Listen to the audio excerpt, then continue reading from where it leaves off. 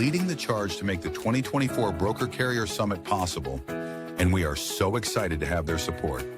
In case you haven't heard, TAFS offers much more than freight factoring. It provides a comprehensive support system for trucking companies of all sizes, specializing in fast and efficient invoice factoring with the ability to pay carriers in as little as 1 hour. And TAF's services go well beyond factoring, offering a fuel card that unlocks major fuel discounts, flexible business loans that are designed to cater to the distinct needs of a carrier's operations, a dedicated, responsive client experience team, and much more.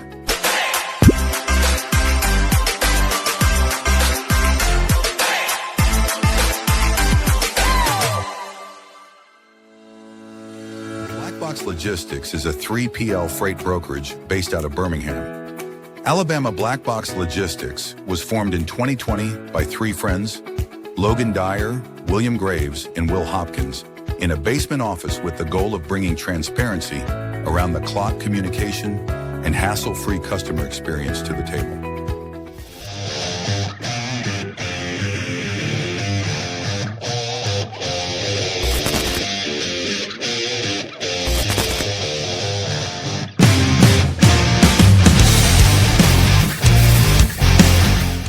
LoadBase is a logistics software solution that simplifies the process of tracking carriers.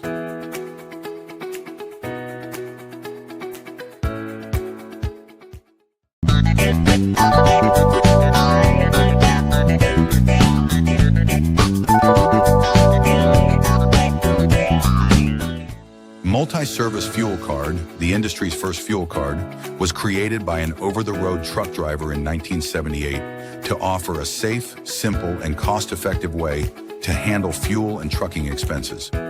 Initially, it addressed safety concerns of carrying cash on the road. Today, it combats advanced fraud with best-in-class technical and personal support.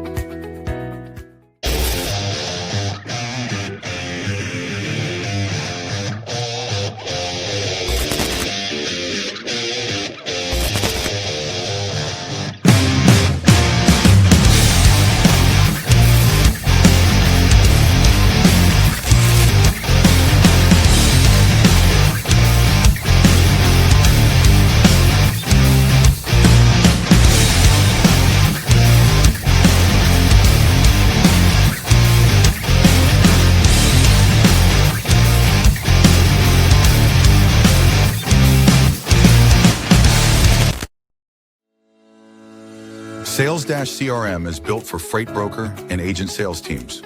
Manage your shipper prospecting and follow-ups. Organize your carriers in the lanes they run.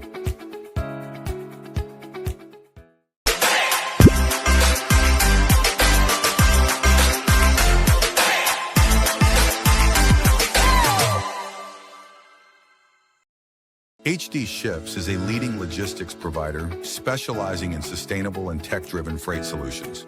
With hubs in Reno, Phoenix, and London, we deliver comprehensive services, including full truckload, expedited cross-border, and intermodal freight.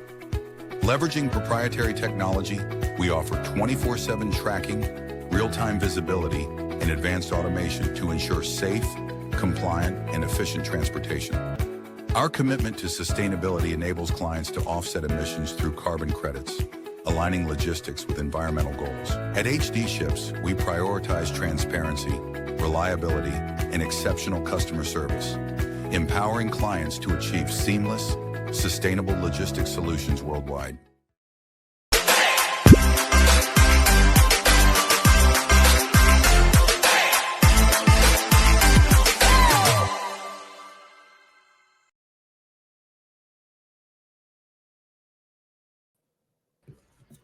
Happy Friday. Happy Friday. How's your week been going? Good, man. Week's flying by. Hard to believe we're at Friday afternoon again. Well, I know we got John and Jayme itching at the bit here backstage. We had to tell them to wait on some topics till we went live. So let's get into it. Shout out Multi-Service Fuel Card. Been around since 1978. Great product. They're sponsoring the road tour for BCS, I believe. There's some new updates coming. Check out their page, Blackbox Logistics, Will's company, HD Ships, where I recruit agents for.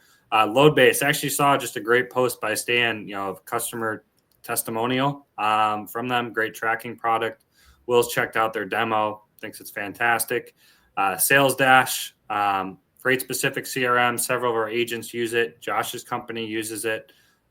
Trio, they do our back end, nearshoring company. And then TAFS, top 10 factoring company. Ryan and Rob, great guys, great rates, Kansas City based company. If you're looking for factoring, definitely check them out. Yeah, great group there. Well, man, we might as well just get right into it. I'm sure everybody wants to hear these guys talk. And then, like you said, they were going at it backstage. So go ahead and bring Jayme and John on the stage. Hey guys, how we doing? Happy Friday. What's up, y'all? Hey guys. How you guys doing? I'm just trying to make a living, watching everybody else having fun. You're still trying to get a load, right? Yeah, I can't get damn John's company to answer the damn phone. I've been trying to book a load with him for the last 4 hours. I've done called about 30 times. Here's the crazy thing about it. The crazy thing is, I put it on LinkedIn. They haven't reached out to me, but wait a minute. A dispatcher reached out to me and said, "Oh, I got him on the phone right now. You want me to book the load?" I'm like, "No, I'm good." And then I give him my number. He calls me. He says, "Oh, yeah, I got through to him. But American carrier, this guy was out of Pakistan. An American carrier can't get through to him, but a Pakistan can? A dispatcher? Come on, man. What's up with that, John? What's going on with your company? You need to fire them. Hey, They're they fired. all They're can't done. they all can't be like me, bud. I'm sorry. They're They're fired, bro. They're independent done. agents, Jamie. Right. He works for LDI, so they're all Well, independent. So, and it's funny, this is the second call that I've actually received. I had another guy call me that I do business with. He said he was trying to book a load out of North Carolina, going to Tennessee. He said, I've been buzzing them all day and nobody's answering. So it's actually the second time I've heard that today. Well, LDI, y'all need to put John over y'all's company because he's the only damn one of y'all that'll answer the phone. John for president of LDI, man. Let's go, y'all. Hey, how much does that pay? See, you guys want to bring up your conversation pre-stage? So, John, you were saying you sold a MC earlier this week. Yes. Yeah, I brokered a deal. So I had a gentleman who worked for a very large brokerage, and he grew it. And he said, I'm actually having lunch with him week after next, because next week I'm in New Jersey, Pennsylvania, and New York. But he grew a very large brokerage in Chattanooga to about 500 million. Set out his non-compete, non-solicit. He started his own brokerage. Well, he needed a very good MC number. Well, I happen to have a buddy, a carrier, who happens to have a very good MC number. It's very clean. It's seasoned over 8 years. I always kept insurance and a bond on it. It's a brokerage MC. So I put both of those together. He bought it for 60 grand. I made a five grand cash referral fee out of it. So it worked out for everybody. Damn brokers making all the money. We're out here getting scammed. Damn it. So that was my question, John.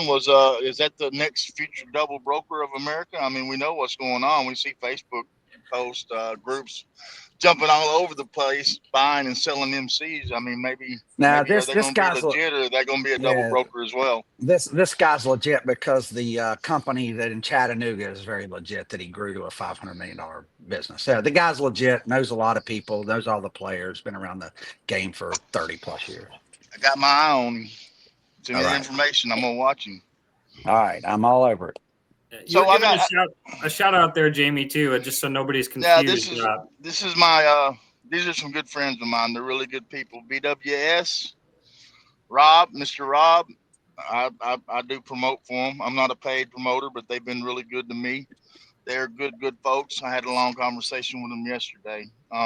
Another one that y'all promote, man, multi-service fuel card. Great people over there. I've met all the every one of them.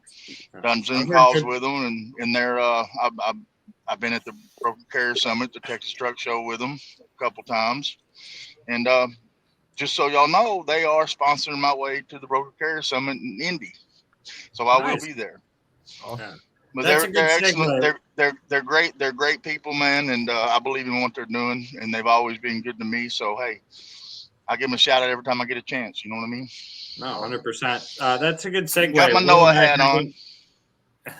Love it. Will and I actually have codes for Broker Carrier Summit. We haven't launched it yet, but if you use the 2 Dawgs code for your ticket, you can get a discount. So there's a little plug there. Yeah, Well, number two. the broker carrier summit last time, I didn't really get the whole experience. I was there the first day, got to hang out and meet some people. Met at Mr. Wingfield, and we put some differences behind us from the past, and we still communicate. I'm supposed to go in, trying to get in up to his studio to do a live podcast in the studio in March. We haven't got it set up yet, but that's the plan up in Chattanooga.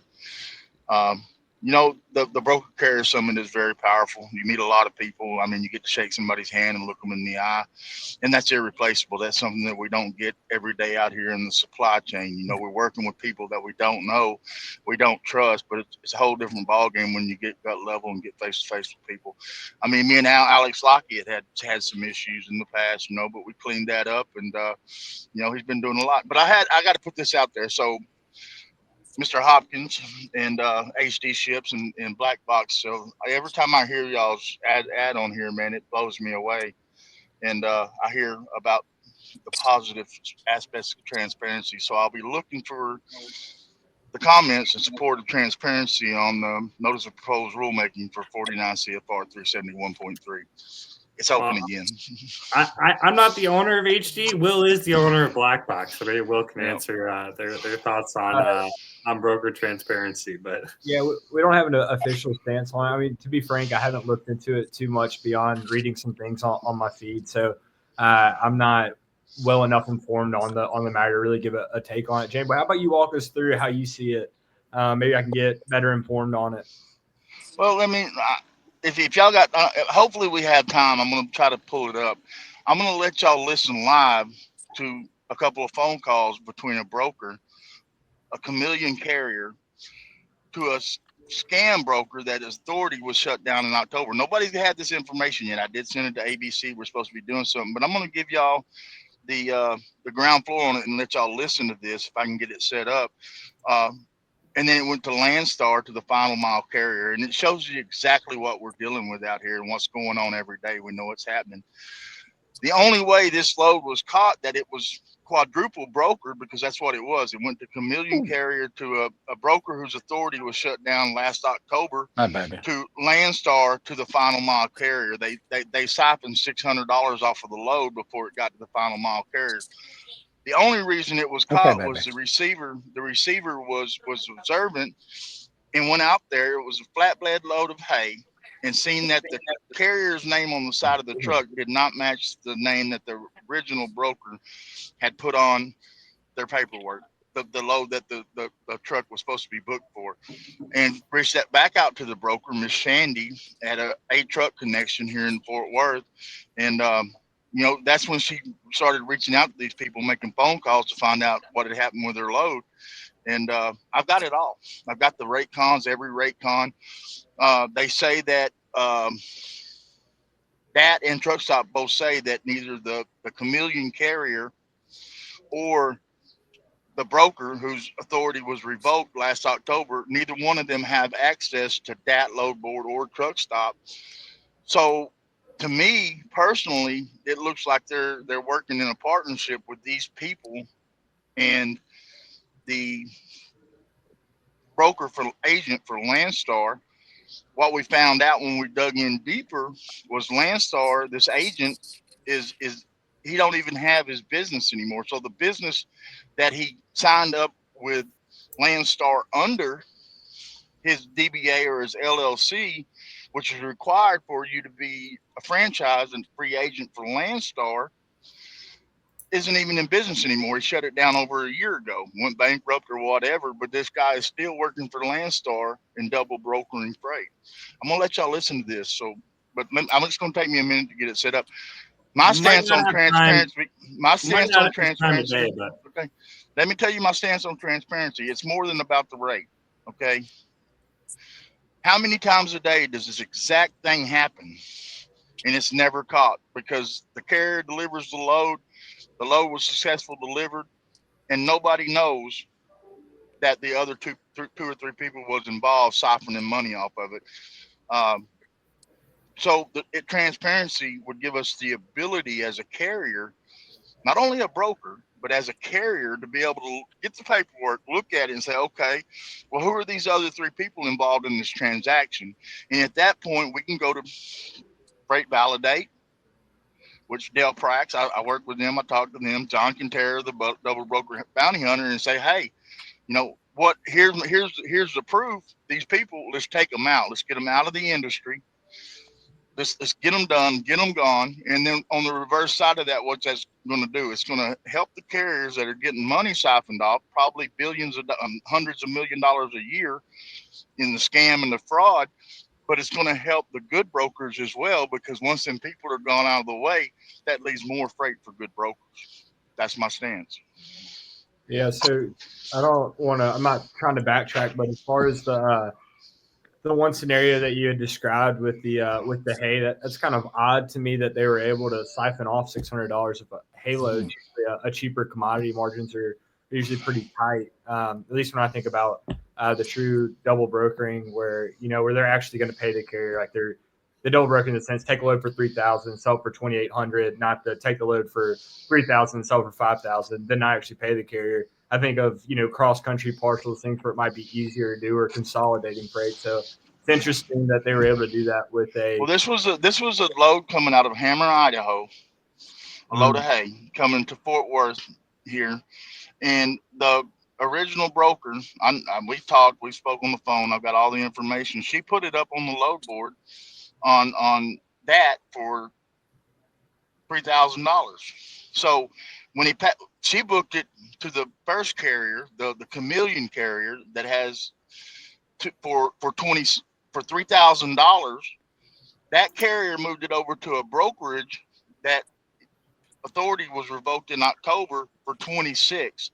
Landstar says that they got 26 out of the load and then moved it to the final mile carrier for 24. So I've got all the rate cons and everything, except for from the Chameleon carrier to the broker. But what we found out was the guy that she was talking to from the Chameleon carrier, his name was Tregan. He's actually the owner of the brokerage that was the authority was revoked last October. Wow. Interesting. Hear your thoughts on the broker transparency. You're pretty out there with, you'll show your numbers and you're pretty transparent in that sense. What are your thoughts and take on the broker transparency? What Jayme's describing? Look, and again, I've said this probably. It don't make a difference. If I control the freight, and if you don't like the rate that I'm offering, then we'll just move on. I mean, I never lie to a carrier. I mean, I never say things like, this is all I've got in a load. I'll never say that. I'll say this is all I'm willing to pay for this load. If it works for you, great. If it doesn't, hey, there's an ask for every seat, every load, and I'll find that guy. So for me. I mean, whether it happens, it doesn't happen, it's a moot point for me, because I don't think it's really going to change my business in any way, shape, or form. Well said. You guys were getting an interesting, not to change the subject, but I think we've talked about broker transparency probably on here with you guys a couple times. But you guys had an interesting discussion last night about truck parking. John, you were saying you're paying for the truck parking of some. I see Jayme laughing here that you're paying for the truck parking of carriers on your load. So he actually called here, and I told him, I said, I just was poking the bear. I mean, I knew we were going to be on here, so I kind of poked the bear a little bit last night. But I mean, so it's just to me, parking is a cost of doing business. It's just plain and simple cost of doing business. Now, one of my clients has an over-the-road fleet, and they actually reimburse the drivers for the truck parking. Now, whether other carriers or maybe W-2 carriers, such as like a Land Air or a U.S. Express, whether they do or not, I'm assuming they probably do, because obviously they don't want their trucks on the side of the road, obviously being unsafe. And especially folks like that, those bigger carriers that kind of haul probably higher dollar commodities such as electronics, computers, etc. Right? They want to make sure that stuff stays safe. I don't know whether they do or not, but again, it's the cost of doing business. Just like I have a cost of doing business, trucks have cost of doing business, and I think that parking is all inclusive in the rate. That's just my thoughts on it. So that cell phone and that computer is pretty expensive, then, huh? Well, I do have a nice set up here. Yeah, in your house? Is it in your home? Well, 2 places, but yes. Oh, okay. Well, this is my home, and it's quite expensive. This semi truck and this trailer I'm pulling. My fuel's about $2,500 a week alone. Mhm. Insurance is about $500, $400 a week. Probably cost me 70 or 80 bucks to survive, 60 bucks to survive a day out here, because anytime you stop at a truck stop, it's $20, $30 a pop. Even if you go in and get something off the roller grill, something cheap, something quick. So And I mean, we could talk about expenses all day long. I mean, your Well, ELD, your you cat could. load board, your So how do you? I mean, you could. I mean, I can manipulate that and make it sound better. I could break out charges on my rate con and put $1,000 for line haul, and then throw another. If it's a 1 day point, add another $20 for parking. I mean, I can do that. $20 is not gonna make or okay, break me. But if it makes the carrier feel good, I don't mind doing that. let me point something out to you. So if I'm the carrier and you give me an all-in rate, then I have to pay taxes on that all-in. But you break it down, you say it's $3 a mile, you give me $2.50 a mile, then I got to pay taxes on that. When you give me the 50 cent a mile fuel surcharge, you know what? I don't have to pay tax on that. Yeah, I so mean, I don't mind. But I actually have two. I have 2 carriers that I actually break out the fuel surcharge on when I tender, so it's not all in rate. I actually break out the fuel surcharge, but they actually tell me what to break the fuel surcharge out. And the reason why they do that is they pay percentage, so they don't have to pay the driver. They only pay the driver on the line haul. They don't have to pay the driver on the fuel surcharge. And do you think that's right? It's their business. Yeah. It's their business. I can't tell them Yeah, how to run their company. it's another scam when a carrier tells you to break out a fuel surcharge so they don't have to pay the driver. I mean, a driver should be gross of the truck. So anything any dime that But they're comes a to the company, truck goes to the but driver. they are a company driver. They're a company driver, just paid percentage. So they break It out the don't fuel matter surcharge. if Yeah. you're paid percentage. You run a percentage off the gross of the truck, not the net.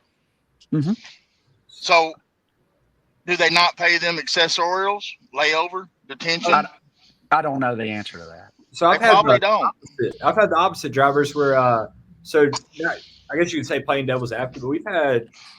I mean, it's been a little while. But we used to have some owner operators calling, and they'd want. So we would sell all in rate. Say it's $1,200 with the loads, 2 stops, no Mhm. starts, and then they would say, "Hey, will you break it down?" Say hi to And, Texas Red, y'all. hey, Texas Red. It's- They say There's we don't split payment on parts or the accessorials, so we broke it down for them. And I didn't think about it too much, right? It was it's the same rate to me, right? It was $1,200. If I would have sent it as 1,200 all in, or if I broke it down with 950 and then 100 whatever, break it down for them. So I didn't put too much thought into it. But would you consider that also kind of like a scam? I think it's a bad deal. Let me tell you how I've run. And I when I was running Faith Trucking for some years, running flatbed. So the way we done it is we paid 25% of the gross. We sent rate cons, had the broker, you send the rate con to the driver at the same time you sent the rate con to us.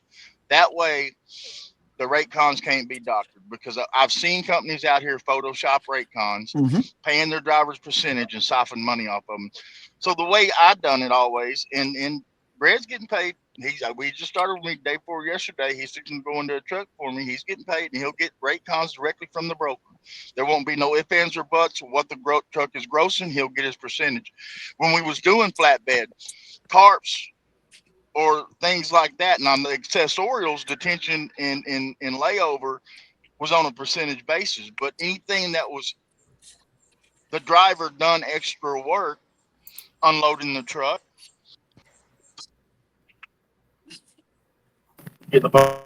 tarping, that went 100% to the driver. We did not take a percentage of the work that they done, the actual manual labor they done. We did not take a percentage of it. That went 100% to the driver. And then they had their 25% on the line haul, or every dime the truck paid. No, that makes sense. I guess I'm curious. I could see it be. I could see some people maybe take advantage of it. Is all I was getting at. So that makes sense to me the way that you have it split and set up. The first percentage job I ever done, the first percentage job I ever agreed to, when I was green, I didn't realize what they was doing, but they were sending me rate cons. They were sending me rate cons, and I didn't realize until they photoshopped a tag.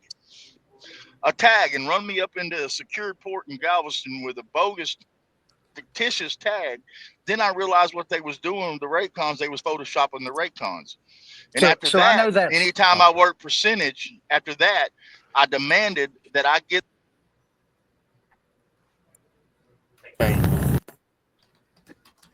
We lost you there for a second, Jayme. Yeah, somebody's blowing my phone up. Probably a broker with so no load they get moved.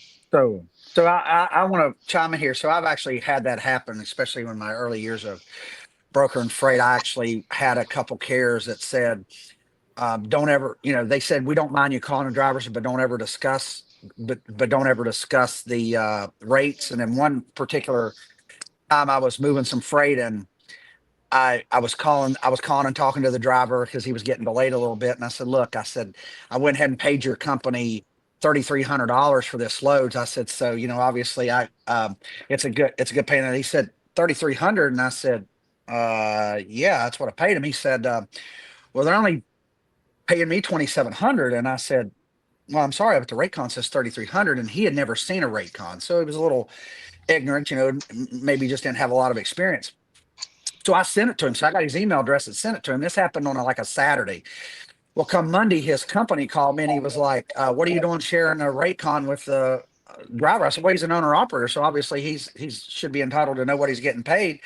Well, I talked to the guy, and come to find out on it. So they take 500 off the top, 600 off the top. And then of course he has to pay all his other owner operator expenses. And then he gets, 78% of the 2,700 instead of the 3,300. So, I mean, now, for me, we can say some of that's his fault by not asking questions, by not asking for a rate con, by not doing his due diligence as a truck driver and as a business owner to make sure that he's not being scammed or stolen from. But I do get it. So do companies, whether it be trucking companies, just like there are bad brokers, I think there are bad trucking companies that sell a bad set of goods. And that's why, when it comes to these lease purchases, they're typically never good for the driver. Like a CRST, I know they do the lease purchase. I mean, if a guy walks out of the truck tomorrow, they just put another guy in it the next day, so I don't know that that's very good business for the driver. So they're selling the dream of being your own owner operator, and you can see the world and you get to pick your loads. But at the end of the day, you're not making any more than you are if you were a company driver. And you got the liability and the taxes to pay because you pay the taxes on the full amount of the truck.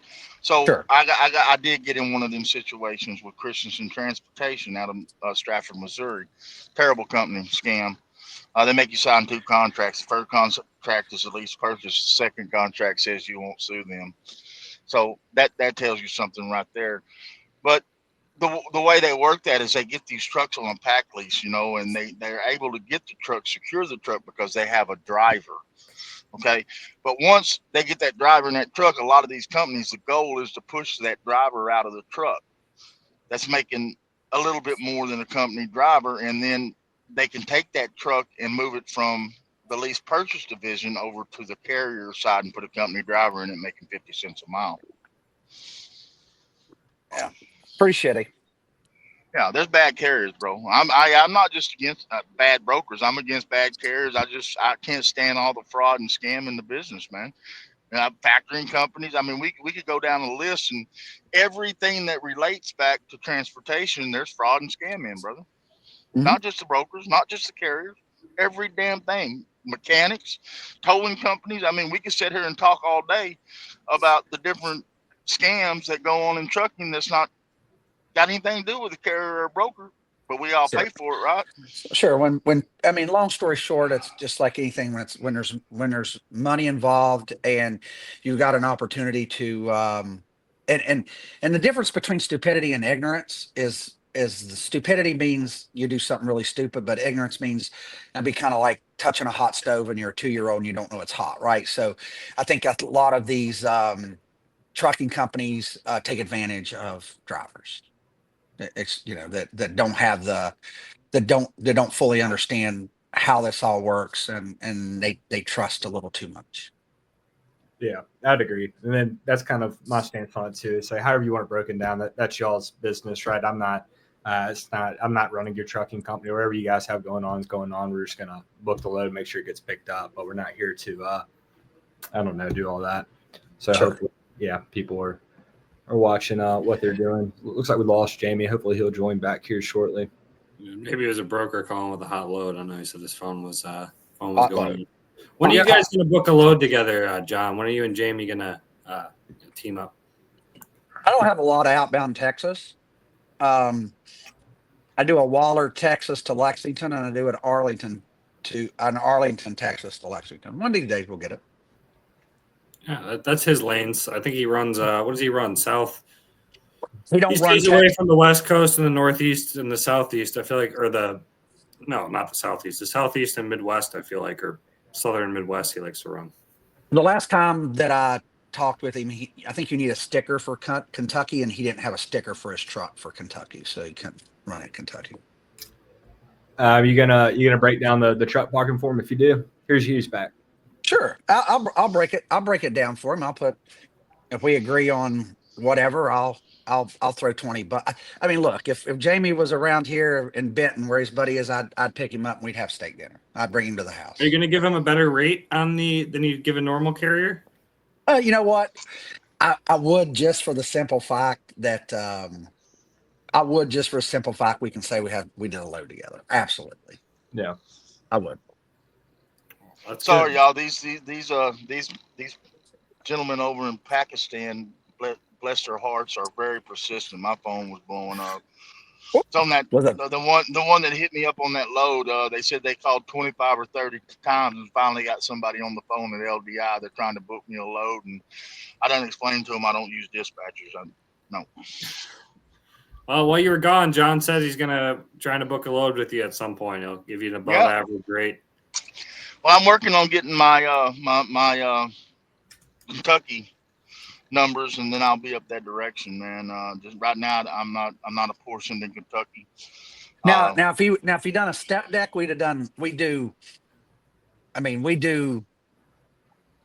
12, 15 loads a week if he was on a step deck, because I got tons of Brinks trucks in Texas. That's a huge market. So I got an extendable flatbed that extends out to 70 foot. as long as it's got ramps, we can do it. Yeah.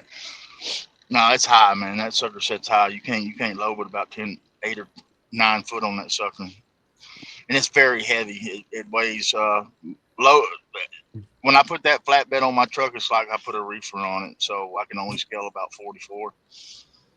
But it extends out to 70, and if you get in an area like South Carolina where they got that long pipe that's 60 foot long, you can run it legal by stretching your trailers 56 and going 4 over the back and 3 over the front. It's got its good points and bad points. Mm-hmm. I run a lot of step. I run a lot of flatbed, man. I love step deck. I run step deck for some years. A low profile triaxial step with ramps and load levelers is the most versatile piece of equipment you can own. You find niches with that where you're working RGN freight, because brokers don't realize that they can load loads that are going on that RGN trailer on them low pro steps. I was moving RVs on my low pro step, and they was paying me RGN rates. I'd back in and have a roll off truck come out and load it, the wrecked ones or whatever, and load it on that sucker and take off. And I made a lot of money doing that. We just had somebody in the comments, Jamie, said they'd load your, we'll just put it up. Sam said they'd load your extension flat. Send me a message, brother. Yeah, I believe he's based out of Birmingham as well. Yeah. I got a truck heading over to, I booked a load that was going to Montgomery yesterday for Armstrong. Two picks here in Grand Prairie and Euless going over there, pretty good rate. And last night when it was load time, I got over there at 3 p.m. They were supposed to load me at 7. They had me drop my trailer. We was early. I got a team on the truck. And at about 8 o'clock, when it was supposed to load at 7, about 9 o'clock, they called me, oh, the first load's been canceled. Can you go and get the second stop and go on? So I do that. I pull into the second stop. Oh, well, that one's been canceled too. So they give me a $250 tonneau, and I worked from 6:30 yesterday morning till 10 o'clock last night. So Pretty sad. That's shitty. That's not good. That's the thing about snow news. I mean, you can probably talk about this, Jayme, but sometimes you spend your whole day and you get $200. Well, no, I didn't get nothing because my reefer sat there and run for about 7 or 8 hours. My truck sat there and idle to keep warm for the same 7 or 8 hours. That's a gallon. That's 2 gallons of diesel an hour. So you're looking at what, $7 an hour. So say eight times 7 is 56. 2 drivers on the truck. You take that 250 and it leaves about $175 split between 2 drivers for. What did I say? I started looking for a load yesterday morning at 5:30, and then had to get back on the load board at 10 last night. Looked at the load board till about 11, went to sleep, and I've been on the load board since 6 this morning. I'm not going to haul that cheap freight, man. I'm not What are going to you do looking for per mile out of where you're at right now? I need $3 a mile all miles, or I'm not going to move. Now, when you say I'll all say- miles, you mean the deadhead miles to get from. Yes, sir. So that's all. That's something. I mean, obviously, you can't be right on top of every load, right? Especially if you're in a rural part of Texas, Arkansas, Kansas, what have you, Montana, North Dakota, South Dakota. And I mean, and I don't. Just me, and I've had this argument a couple times. I'm like, look, I can, and I'll say, look, I mean, I can maybe meet you at the $3 a mile, but I'm not going to pay your deadhead because that's the cost of business. That's just the way I look at it.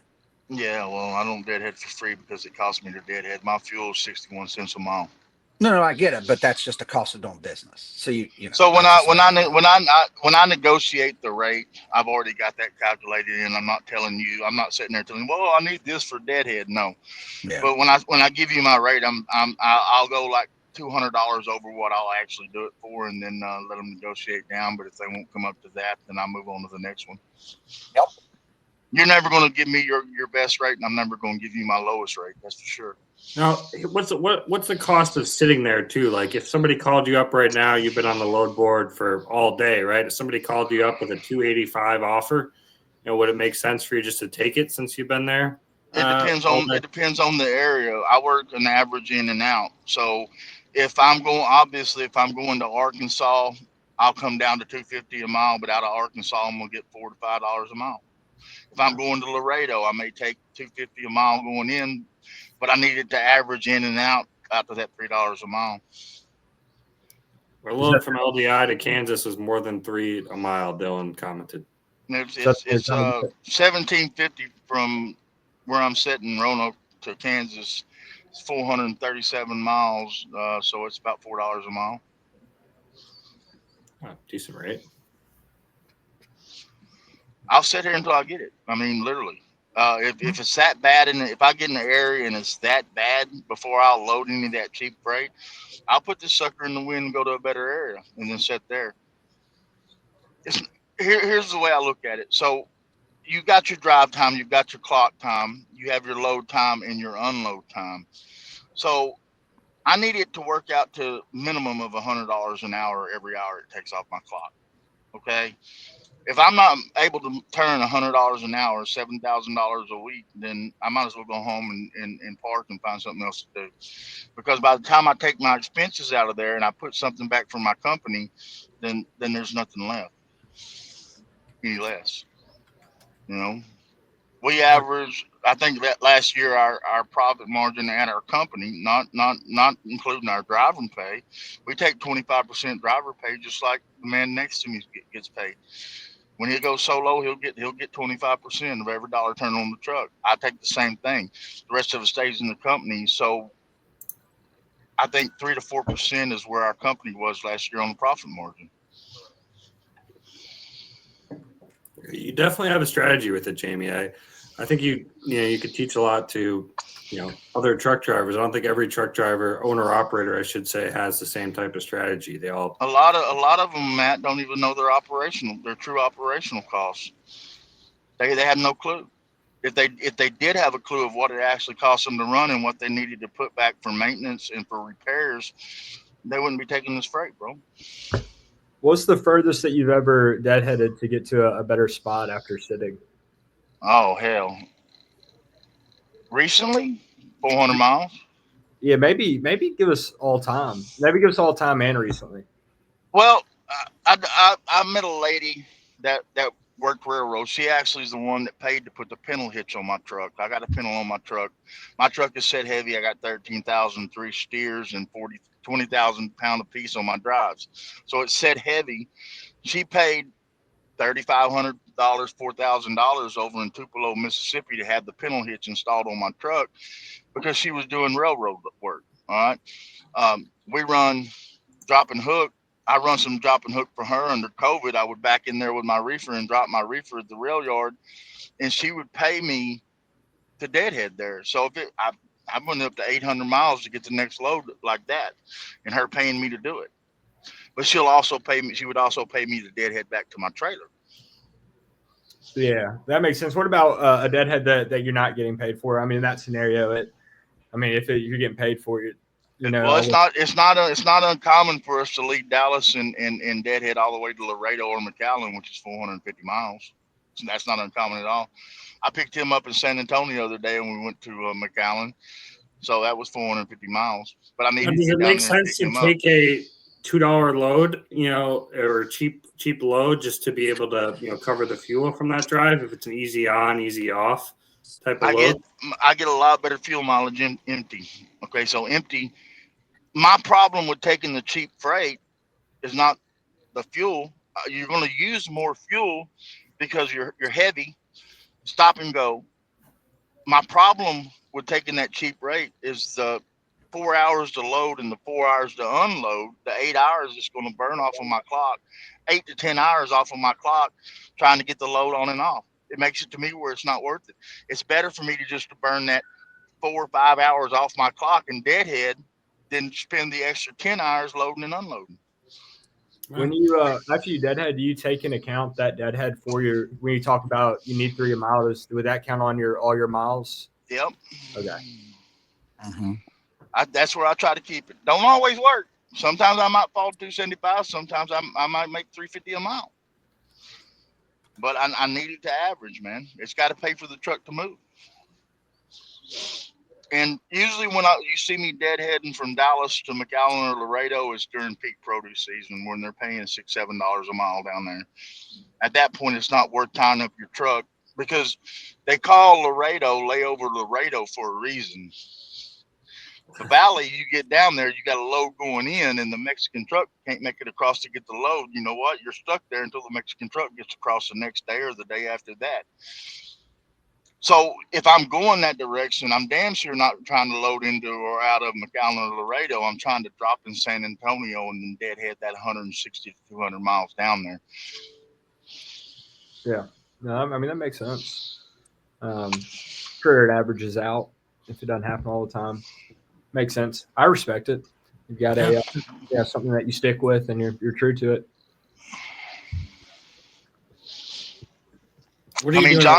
John can tell you we was talking about a load the other day that I run for him. He pulled it up. I mean, I don't move cheap. What was that? 350 miles. I got $1,800 out of, John. Yeah, but here's the thing you do, and you're smart about it. So you're that guy that will be okay not knowing what he's going to do next, right? But I think I think you're in the minority, and you said that best. You posted about this some time ago, where you'll watch a load that you want, and you'll see it for 1,000, and it'll go to 12, and it'll go to 15, it'll go 18, because obviously because the broker's getting desperate, right? And then you have leverage. Now you have the leverage, which is probably the best word in negotiation at that point, right? So when you're at that position, but you got to understand, like I've got freight because I'm traveling next week. I've got, well, I don't know, 15, 18 loads that are already pre-booked for next week. So all these carriers are dropping at US Foods. They're going over here. They're picking up mine. I mean, so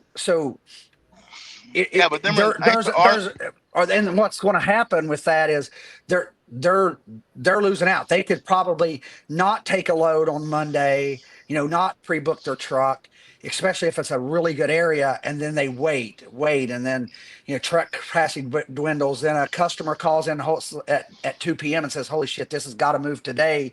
Calls a broker and says, "Hey, this has got to move today," and most of the truck capacity is already booked loads in that market, and then there you're setting, and you jump on that higher rate.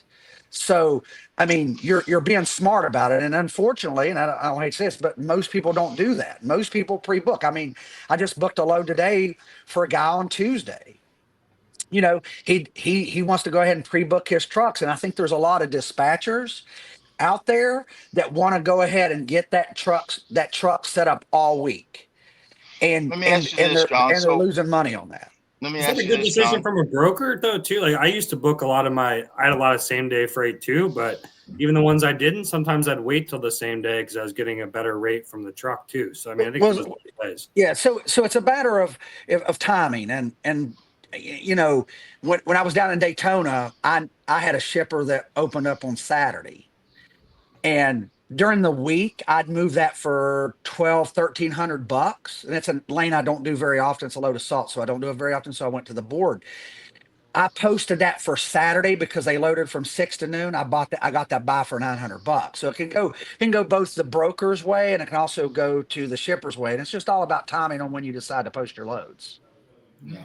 You catch a desperate truck trying to move down there in Florida or even South Georgia Mhm. when it starts getting late in the day, or if you land there on a weekend. I'm the same way. If I know, like the other day, I was supposed to be up in Montgomery, so I called a broker. I pulled a load for it last week. It wasn't a good load. It paid $2.20 a mile. It came back all the way from Chattanooga to Mount Pleasant. Okay, but I got 2,800 up there. You know what I mean? So I went up there for 28. I was coming back for 14. So it averaged out. The load coming back was a transfer load. Transfer loads I love transfer loads because they're on and off the truck. You pull in, you get loaded, you go to the next facility and you drop it. You're ready to go the next morning. Did have a team on the truck. We run it through, dropped it. I went home for the weekend. I got one guy that I've been working with a long time, Corey. Man, he's a good friend of mine. Man, we don't agree on everything neither, but we've been working for some years, a good while together, and he knows that I'm gonna take care of my business. But I got a load that we run out of Texas just about every week. Temple, Texas, and then picks in Dallas, and then goes straight across to Little Rock. He pays me $1,200 on it. It's 400 miles. But it puts me in that zone to where I'm going to get that $354 a mile coming back out. You see what I'm saying? Mhm. The plan don't always work. I got stuck over in Mississippi, so every other week we load 2 PFG there in Little Rock, load out of the same door, and then go to Batesville. He pays me $1,000 on that one. It's 160 miles. It's hard to get out of Batesville. So last week or week before last, I got to Batesville. I couldn't find nothing. Okay, well I done dropped $3,200 in one day. So 24 hours. So hey, I ain't worried about it.